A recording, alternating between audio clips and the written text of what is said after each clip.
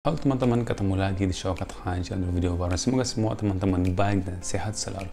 Di kali video ini kita akan lihat video yang berjudul Latihan TNI Indonesia yang paling menggiringkan di dunia. Kita akan lihat di kali video ini latihannya tentara Indonesia karena saya sendiri sangat suka dan nikmati nonton latihannya tentara Indonesia, khususnya mereka kalau latihan di jungle karena ada macam-macam hewan, sampai mereka ada latihan di mana mereka minum ular, darah ular dan main dengan ular. Untuk mereka itu sangat biasa main dengan ular, dan ada latihan-latihan yang sangat unik dibandingkan dengan banyak tentara asing. Oke teman-teman, kita akan ke video selanjutnya. Kita akan lihat ada apa saja di video ini, dan kalau teman-teman baru ke channel ini, tolong jangan lupa subscribe dan like video ini. Mari kita ke video.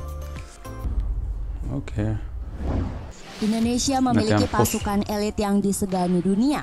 Pasukan elit tersebut terdiri dari prajurit. Yang saya lihat itu sangat susah memang. Ini mereka nggak pakai baju, terus tangannya juga di belakang, terus pakai dadanya itu bergerak di atas batu, itu pun tajam, itu sakit dan apalagi panas. Tentara Republik Indonesia, pilihan yang tergabung dalam beberapa regu khusus. Ada 6 regu berasal dari 3 matra, Angkatan Darat, Angkatan Laut, dan Angkatan Udara yang disegani dunia. Wajar saja prajurit pilihan yang bisa bergabung ke dalam anggota pasukan elit.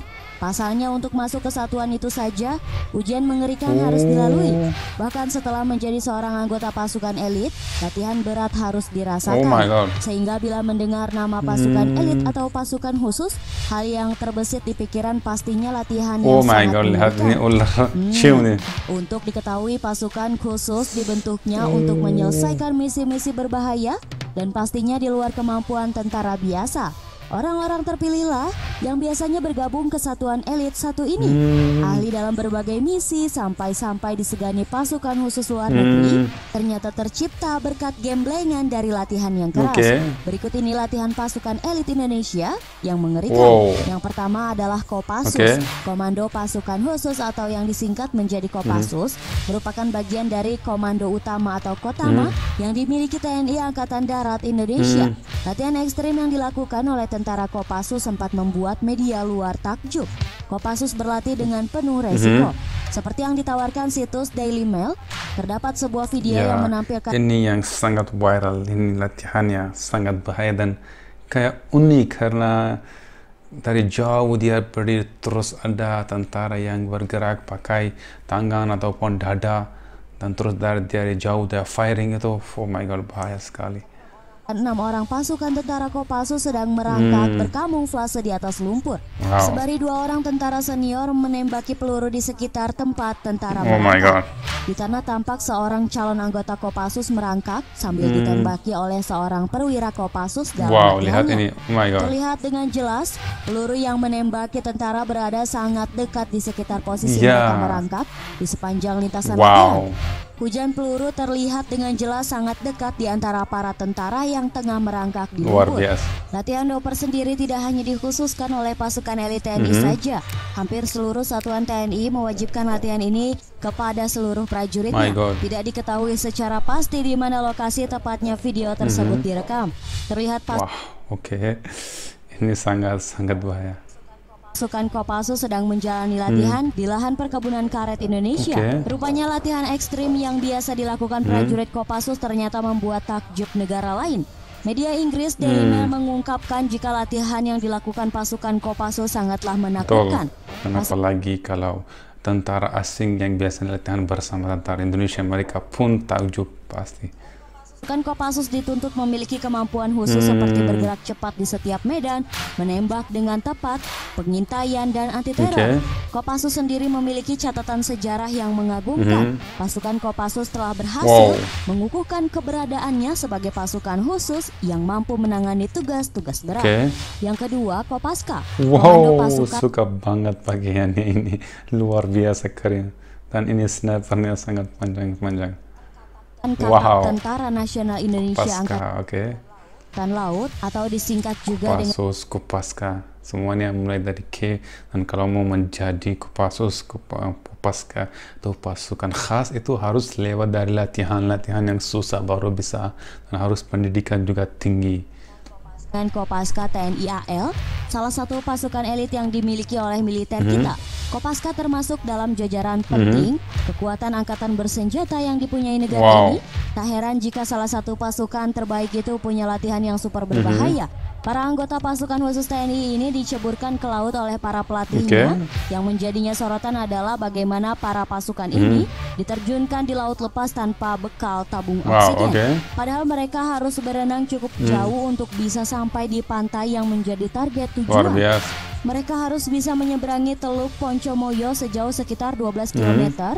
Di sana para siswa dihadapkan pada kondisi laut yang mempunyai arus kuat dan gelombang yang tinggi serta jarak jauh dengan batas waktu yang ditentukan. Tak hanya itu, ada lagi latihan mengerikan Kopaska adalah para personil diminta untuk berenang dengan tangan dan kaki terikat. Untuk tahap selanjutnya, siswa mendapatkan materi kecakapan dan peningkatan kemampuan kualifikasi TAIFIP dan PAS. Ini yel-yel sangat memberi semangat kalau mendengar yel-yel dari tentara. Mereka akan diajarkan lebih lanjut soal teknik merebut dan menguasai instalasi di laut seperti kapal atau pelabuhan yang disandra. Penguasaan taktik dan teknik operasi clandestine aspek laut. Ada juga materi pelolosan diri, pengendapan dan ketahanan interogasi. Ketiga, Korps Paskas. Nampaknya para prajurit Paskas menerima tak kalah mengerikan dari pasukan elit di atas.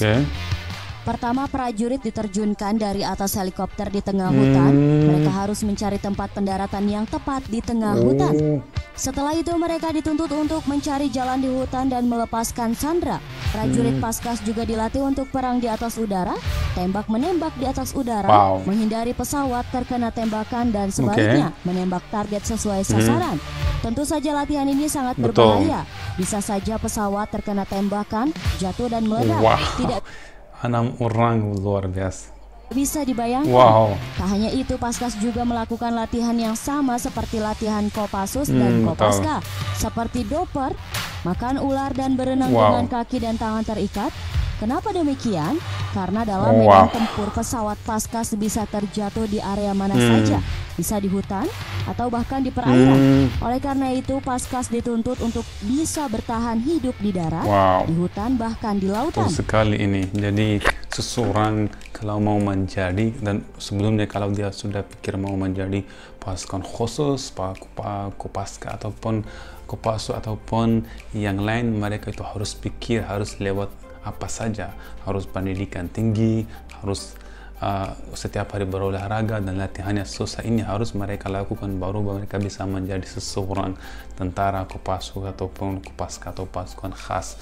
Dan biasanya di negara-negara yang belum berkembang, biasanya mereka di sana itu hanya perlu SMA baru dia bisa menjadi tentara. Walaupun tidak ada SMA, dia bisa saja menjadi seorang tentara karena memang di sana penduduknya tentara sedikit, jadi mereka mau banyak tentara, jadi mereka pasti akan terima.